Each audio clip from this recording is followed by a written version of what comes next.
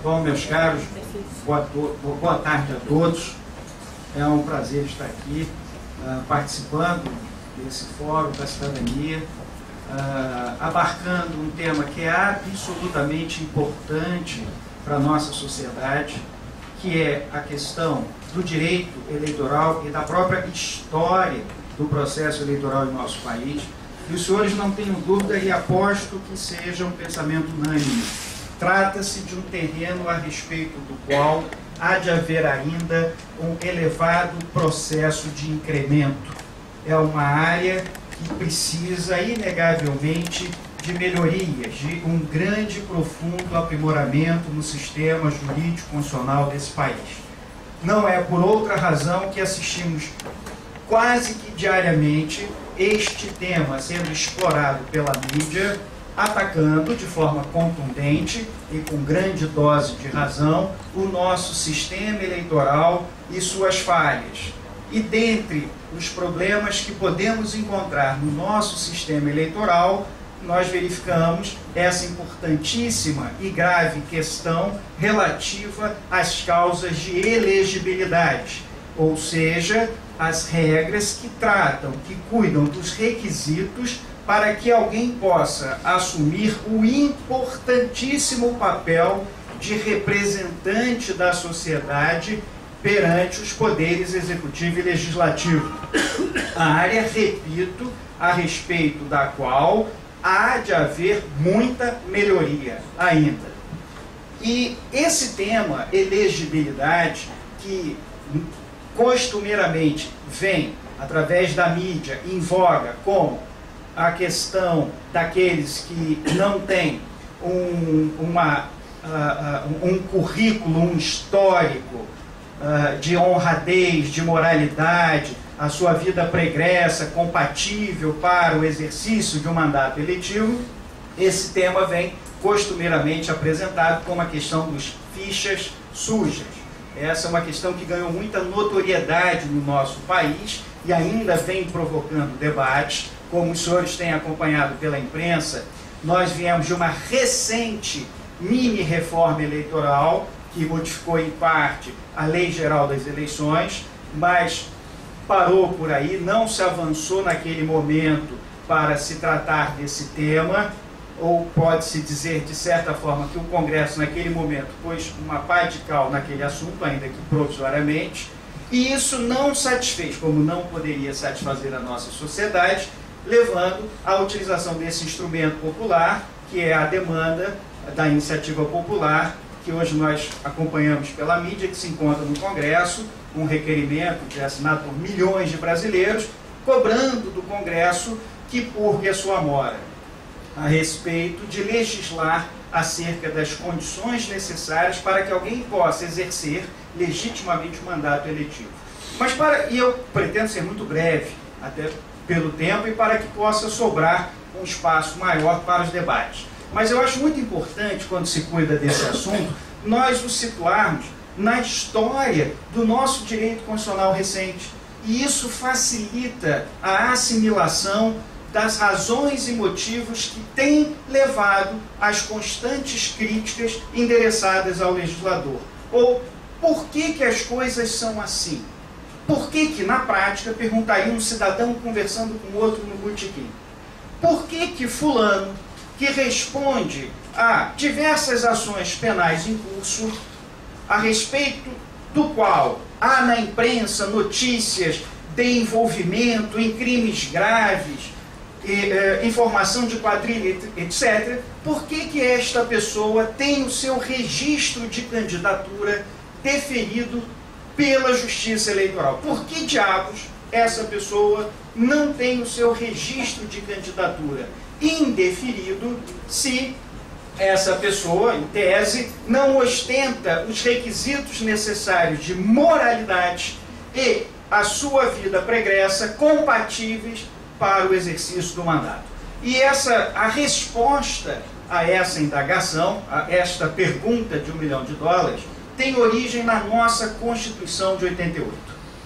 A Constituição, como as anteriores, trata naturalmente das condições de elegibilidade, ou seja, os requisitos para que alguém possa aspirar o direito de participar do certame eleitoral, e ao mesmo tempo aponta as causas de inelegibilidade, aquelas condições que impedem que determinado cidadão possa concorrer ao cargo eletivo.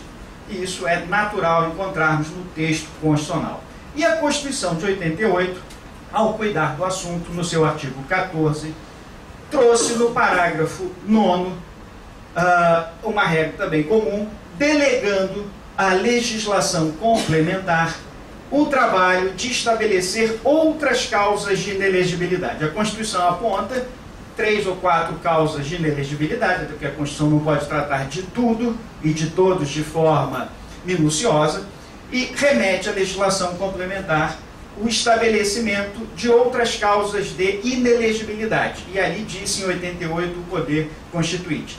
Observada a legitimidade, a normalidade das eleições, protegendo-as de abusos de poder político e econômico. Com outras palavras, mas basicamente isso. A lei complementar estabelecerá outras causas de inelegibilidade para garantir a legitimidade e a normalidade das eleições, ficando elas a salvo de eventuais abusos do poder político ou econômico. Essa é a Constituição de 88, sua redação original. Em cumprimento a esta determinação constitucional, o Congresso editou a Lei Complementar número 64 de 1990.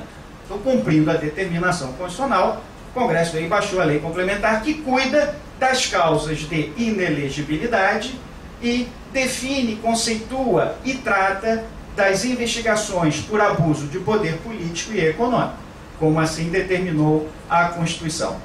E nesse momento o Congresso Nacional, do meu ponto de vista, e eu sei certamente que não é isolado, daqueles que analisam e aplicam essa lei, a Lei Complementar 64/90 foi, no mínimo, muito tímida para tratar desse assunto. Expressou à época uma vontade política de não ser muito rigoroso no controle das causas de inelegibilidade.